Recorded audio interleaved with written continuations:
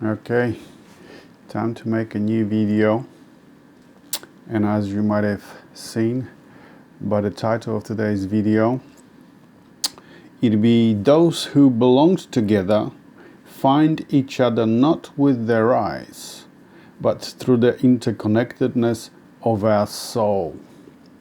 I have given quite a few examples in my book where we dreamed a single dream about this. How the unconscious, actually the soul, works together with you on, how can I put it, on you moving forward towards your enlightenment, if you like, towards your fulfillment of your destiny in everyday life. Do you remember me telling you last video, I think it was, how I met this couple in Perth, Western Australia, ran what's it called, a New Age shop, spiritual shop, and I just found them by following clues, really.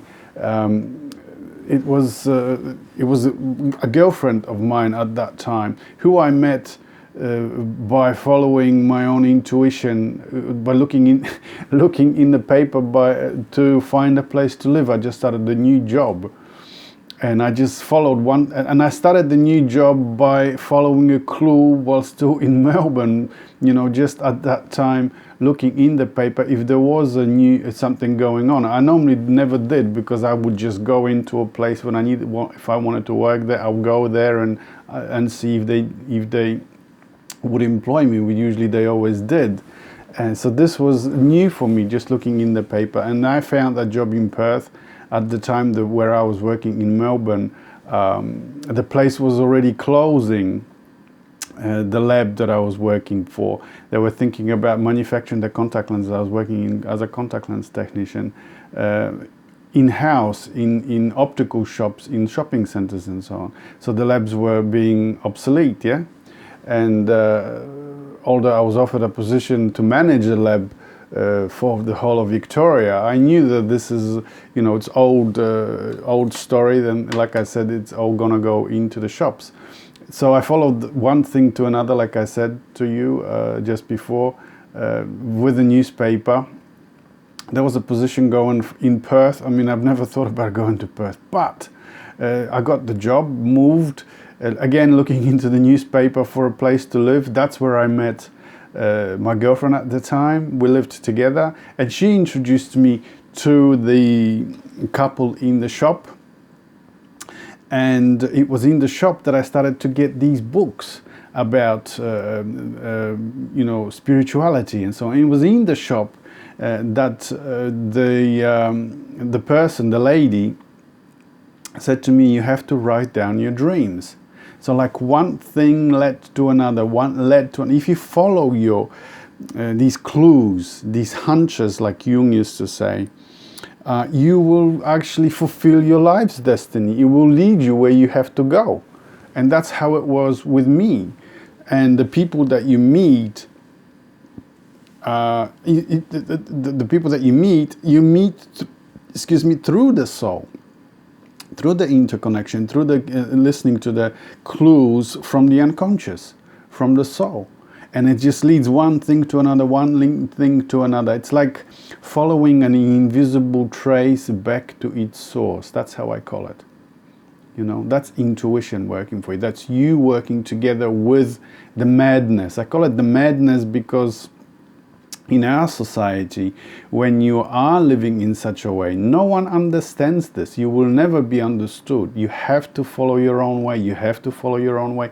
People follow just what they told in the newspapers, what they told in the family, in tradition, on TV, now on the internet.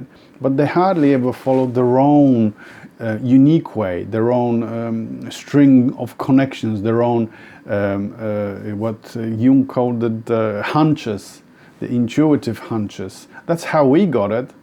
That's how he left, you know, split with Freud and so on. He knew there's something else that was calling him, and he had to follow that. I'll read you something else I wrote regarding this. It is called the unconscious will always have the right solution and lend a hand, right? As I have found out over and over again, and have shown with many stories and examples in my book Where We Dreamed a Single Dream, when you don't know what to do, if you turn inwards, your inner partner, the soul, the unconscious in other words, it will always have the right solution and lend a hand. But you must be sensitive enough to your dreams, creative epiphanies, synchronicity, sudden visions, intuitive insights. Pay attention to your ridiculed inner rational culture, madness, the flame of the divine feminine, and get the message. What I'm saying about the flame of the divine feminine, I mean your intuition. Yeah?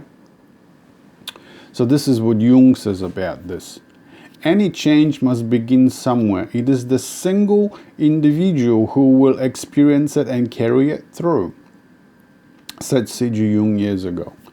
The change must indeed begin with an individual. It might be any one of us. Nobody can afford to look around and to wait for somebody else to do what he is loath to do himself. Exactly. But since nobody seems to know what to do, it might be worthwhile for each of us to ask himself or herself, he just says himself, whether by any chance his or her unconscious mind knows something that will help us. Exactly. That's exactly right. And it's like I said in this, in the title, those who belong together find each other not with their eyes, but through the interconnectedness of our soul. So I'll give you a few more examples, yeah? I remember when I was... this also means that not only that you find the right people, that the unconscious is going to give you access or help you to find the right people, but it will also warn you about the wrong people on your path, that you have to, you're straying off your own individual way, and you're going, you're starting to listen to too many advice from outside. And I'll give you an example regarding this, right? This was when I was traveling in Scandinavia, in Norway, years and years ago. And I was at a hostel, and I've told you this story before, and I got really I was really fascinated by this individual, this poet, this singer, the guy, he used to carry he used to write poetry, write songs, and he used to carry a tarot deck in his pocket, take it out and have a look. And I was listening to I was hanging on every word he was saying. I was fascinated by this individual, this guy that lives from the tarot cards, this poet, this singer, And I had this dream. I ended up moving into his room, or he ended up moving into my room. This was hostel, right?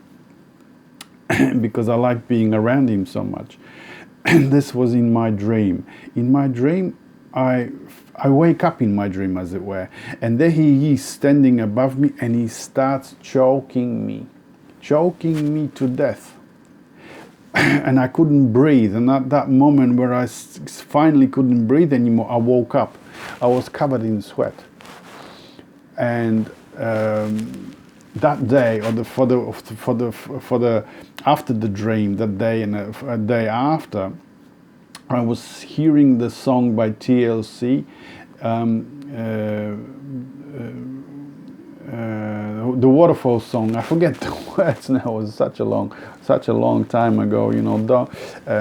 Don't stray from the rivers and the lakes that you used to, but follow your own. I can't remember. Follow your own waterfall, but you can find the words. And this was telling me all the time. You have your own inner connection. You have your own connection to the unconscious, to the soul. Don't stray from it. It will help you. All you need to know. You don't need to listen to other people outside of you. You have your own inner resources. So keep to your own. Waterfalls.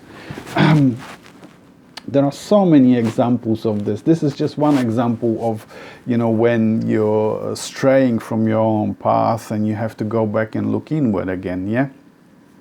I'll give you another example.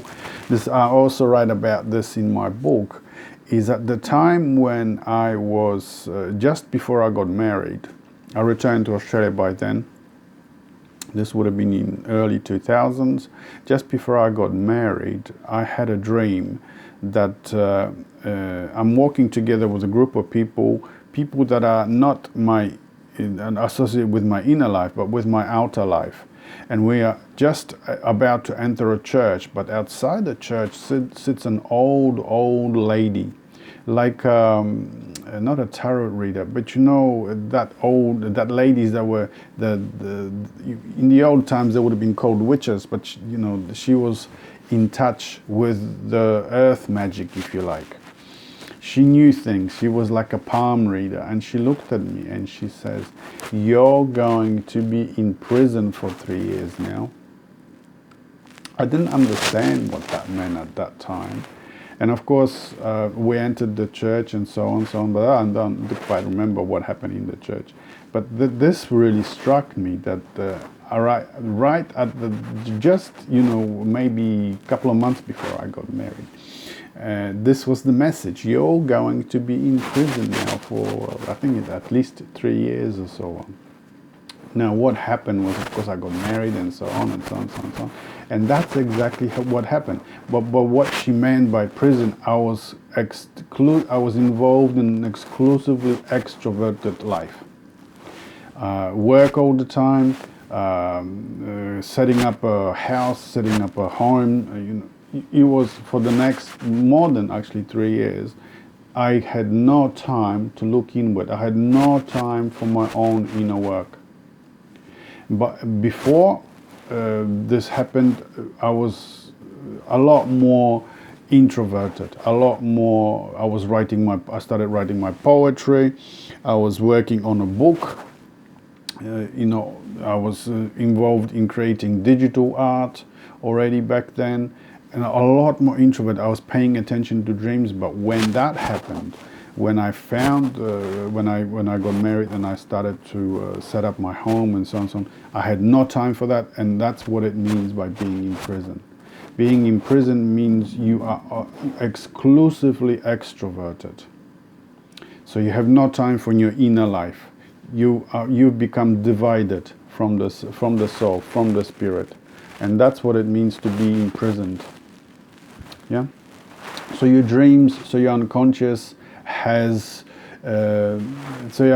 warns you about all these things. It will tell you, it will help you to navigate your life. It makes it a lot easier that way to make decisions. So not only about the right people in your life, but it will also warn you about the decisions, the bad decisions that you're just about to make. So like the guy in Norway, which fascinated me, and my marriage, which eventually fell apart because I needed to go back to my inner work. That and still is my life's destiny from the moment I was born, really. Being introverted, being intuitively introverted, you don't really have such a defined outside path. Your inner life, your inner path is more important. More important because you have messages to communicate to the community, to society. And the message, my main message, has always been what I've been shown in dreams, is the reality of the collective unconscious. And it is in the collective unconscious that we have the oneness of everything, of our human family. There are no others. There are no superior people. There are no chosen people. Who might be divided by, seemed like we're divided by religion and geography and language and tradition and so on. But underneath all that, we're not. There's just single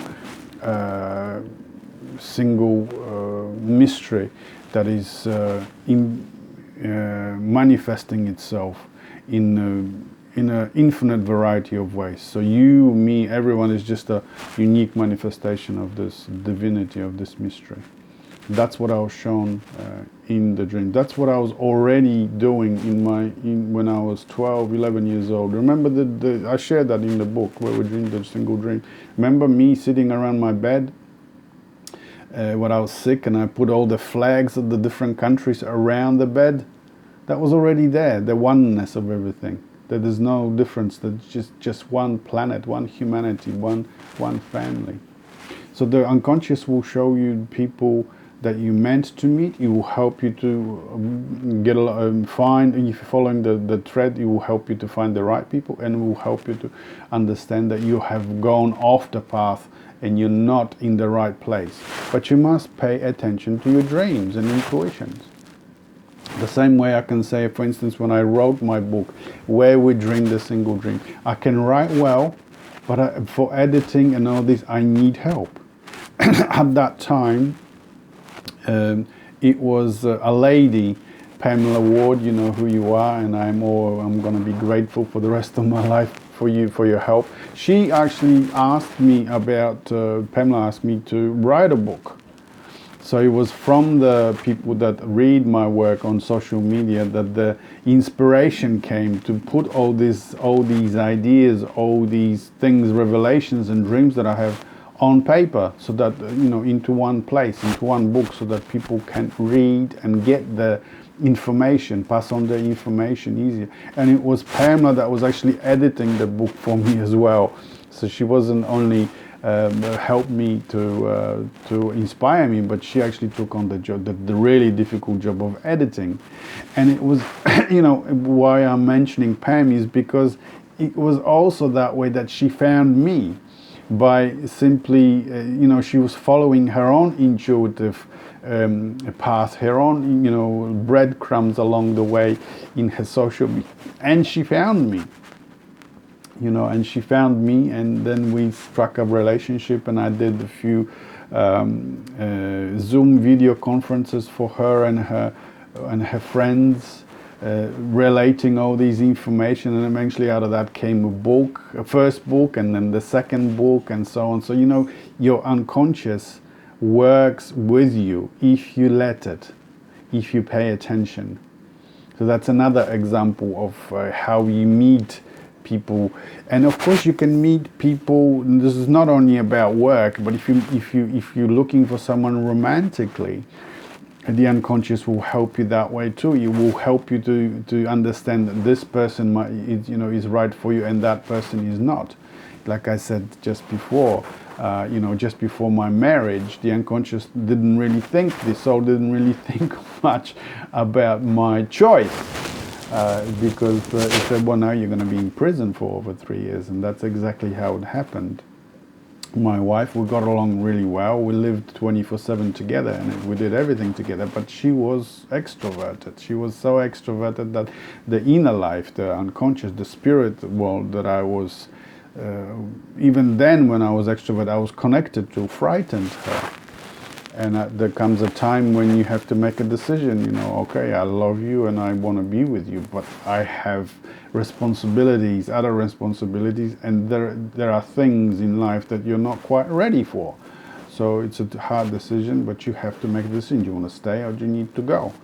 Not so much also for yourself, but for them as well. If they're not ready, it will frighten them too much. And if you frighten people too much, they will be reluctant to build a relationship with the soul, with the unconscious.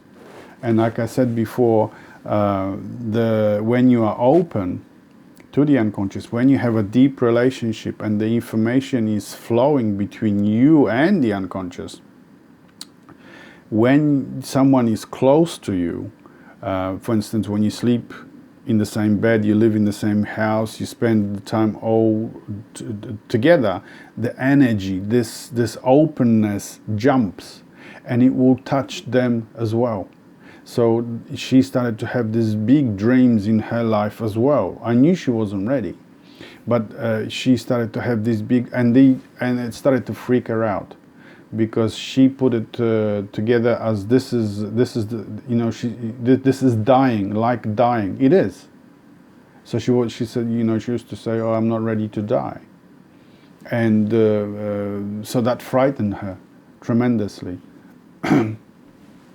So I had to take my work somewhere else. And the unconscious, the soul, warned me about that there's going to be a problem. But of course, when you're in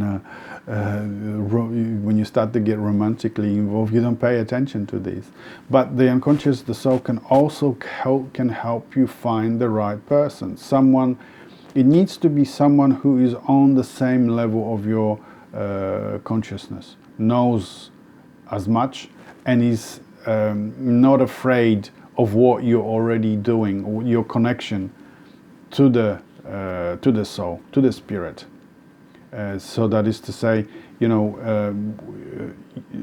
when you are in such a deep relationship that the information is flowing between you and the spirit, like I said, they will be close, because your partner will be close to you. You will start to touch them, and when it starts touching them, are they willing to receiving the information that they have in dreams or visions or intuitively, or is that going to freak them out? If it's going to freak them out, then you have to make a hard choice. Do you want to stay and not to and sever your own connection to keep the relationship, your own connection with the spirit, with the unconscious, to keep the relationship, or do you have responsibilities that go beyond romantic relationships? And like I said, the unconscious can help you find the right person too. If you ask, it's not easy, depending on what level of consciousness, of course, you are. There are not that many people that are awake, especially the people that are connected. What's the time already? Especially that are connected and have that information flowing through art, through poetry, through writing, through dreams, through visions, through intuition. Not many. I can tell you, I've been doing this a long time. I've written books, and you've probably seen my posts on social media.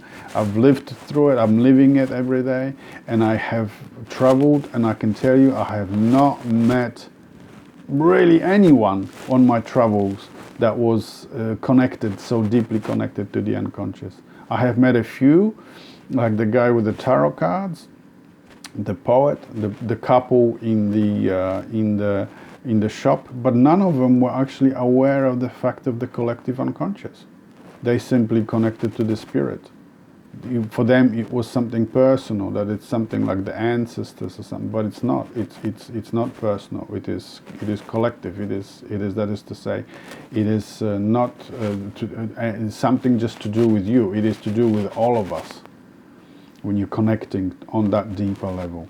So I haven't met anyone that actually connects and knows this on such a deep level, apart from some Jungians.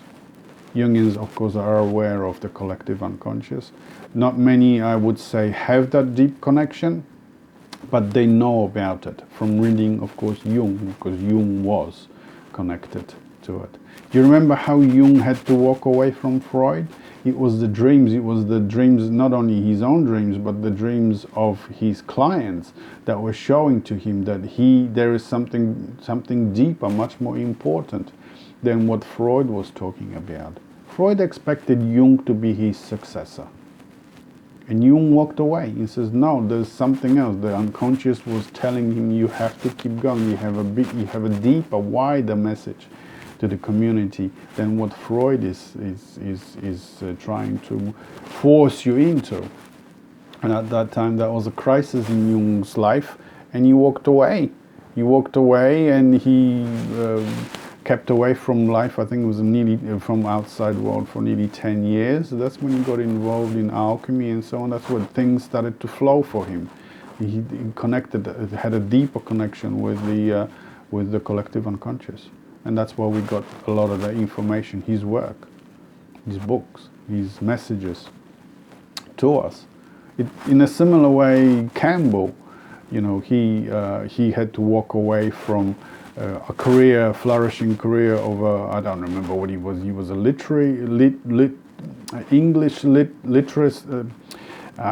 English language or English literature professor or something like that, and then he focused his whole life on mythology. And mythology, nobody wanted to know about mythology, but it is in mythology that you have this connection to this wider, deeper, the collective unconscious.